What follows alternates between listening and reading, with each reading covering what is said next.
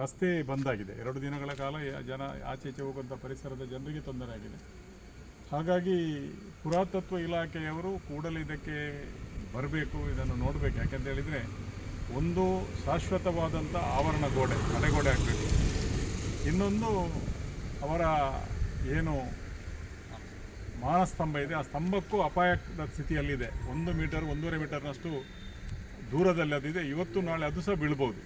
ಆದ್ದರಿಂದ ಇವತ್ತು ನಾವು ಕಂದಾಯ ಅಧಿಕಾರಿಗಳು, ನಮ್ಮ ನಗರ ಪಂಚಾಯತಿನ ಮುಖ್ಯಾಧಿಕಾರಿಗಳು ಮತ್ತು ನಮ್ಮ ಫಾರೆಸ್ಟ್ ಇಲಾಖೆಯವರು ನಾವೆಲ್ಲ ಇವತ್ತು ಬಂದು ಇದನ್ನು ನೋಡಿದಾಗ ಖಂಡಿತವಾಗಿ ಇದಕ್ಕೆ ಶಾಶ್ವತವಾದಂಥ ಒಂದು ಪರಿಹಾರವನ್ನು ಕಂಡುಕೊಳ್ಳುವಂಥ ಅಗತ್ಯತೆ ಇದೆ. ಯಾಕೆಂತ ಹೇಳಿದರೆ ಹತ್ತಿರದಲ್ಲಿ ವಿಜಯ ಕಾಲೇಜ್ ಇದೆ.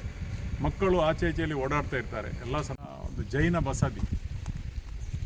ಬಸದಿ ಬಹಳ ಒಂದು ಪ್ರಖ್ಯಾತವಾದಂಥ ಬಸದಿ. ಮುಲ್ಕಿ ತಾಲೂಕಿನಲ್ಲಿ ಈ ವಿಜಯ ಕಾಲೇಜಿನ ರಸ್ತೆಯ ಪಕ್ಕದಲ್ಲಿ ಮೇಲ್ಭಾಗದಲ್ಲಿ ಇದೆ.